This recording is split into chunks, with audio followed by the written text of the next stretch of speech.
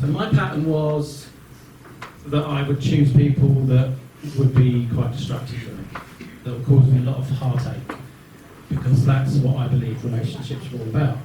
So I learned as a child that relationships cause you pain. As I then got older, I then went through a series of relationships, both intimate relationships but also with friends, that showed me that was true. So I formed a pattern of choosing relationships that would cause me to feel a lot of pain and then to end up by myself. And it was only when I realised what I was doing and I actually wanted more, that I deserved more, that I could let my barriers down a little bit, and we're going to do a little bit about that later on as well, that I allowed something good in. But it comes really down to how we see ourselves, what we think we deserve, how we believe about relationships, and they really need to be addressed, because if you're staying in a relationship which makes you miserable, there's something wrong with how you see yourself. We all have our own way of expressing our affection and receiving affection.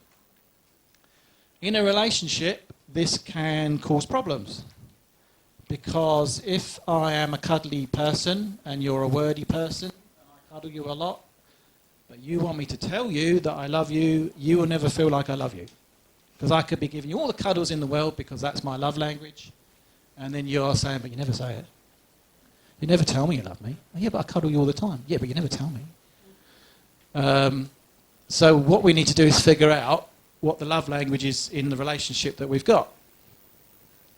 And this does not just go for intimate relationships. You know, you might have people at work that you're their boss or you're their employee, and you want to kind of make them feel better. So there's a certain affection. So if you give your staff a Christmas bonus, but all they want you to say is, well done, that's a great job, then they're still not going to feel appreciated. So what we need to do is just figure out what the language is. Your window of comfort, as far as connection is concerned, is very narrow. So as soon as someone took you out of that comfort zone, you tried to do everything you could to bring it back in, so you finished the relationship.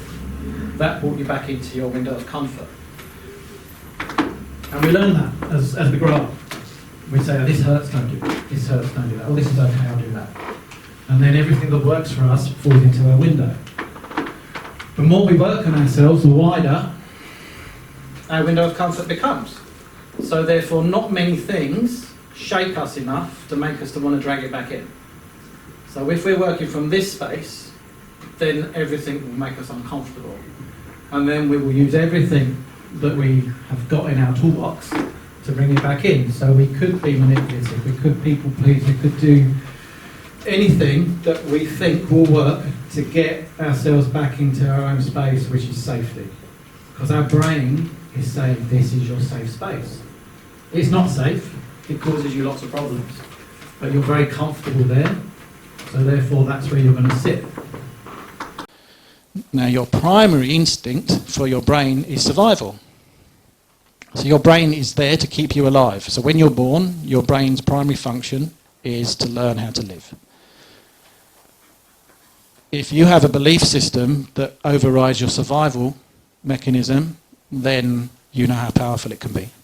And this is why when we're holding on to certain beliefs, if they're negatives, they can override our need to survive. So imagine what they can do in all other areas of your life. If they can tell your brain that it's not worth living and to turn off your survival mechanism, they can do anything. So it's really important that you understand what your core belief systems are, what your limiting belief systems are, and we're going to do a little exercise later on about belief systems. Because we get stuck in that cycle of toxicity. If we believe that we're not worth very much, if we believe that relationships are always up and down, if we believe that relationships are going to end a certain way, that's what we choose, because our subconscious is saying that's what we know. And it's influenced by how you feel to be around them. So if you feel good about being around, so I don't know if you will have these friends when you go out, there's always the life and soul of the party, the one who always chooses where you go. You might be the one that fits in. You know, you might be the one that says, oh yeah, I'll do that, because they know more than me, they're better than me, and they're fun. They always come up with good ideas. They won't want to listen to what I've got to say. So we defer to them because we give them that authority. And again, we disempower ourselves. So it's just for you to remember that you are equal to everybody else. We are all equal. I may know more about something than you know, and you may know something more about something than I know. I have a different personality to you. Does it mean my personality is inferior to yours? No, it doesn't. Does it mean I'm an inferior person to you? No, it doesn't. We are all equal, and we all have our own unique qualities and abilities. And it's about how we allow ourselves to see those and not give up too much of ourselves to be like somebody else, or to be around somebody, or to do what somebody else wants because we're making them better than us.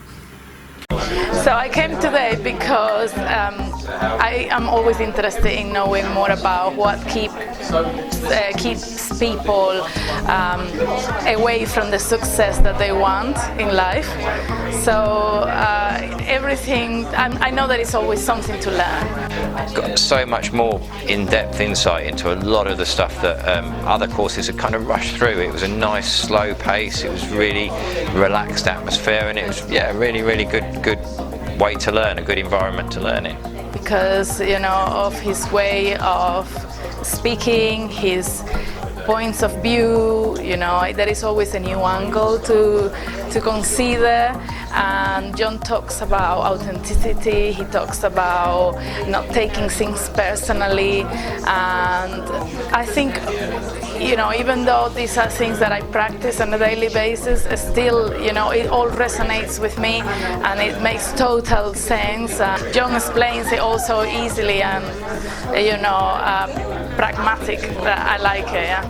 Really recommend this, yeah, absolutely. I've been to a lot of these courses. I've got something from every course I've been to, but this was kind of a different energy. It was very relaxed, it was very open, it was really comfortable, there was no pressure. Did a couple of exercises, but there was no massive action, there was no jumping up and down. It was just in a relaxed, normal environment, just really conducive to openness and learning.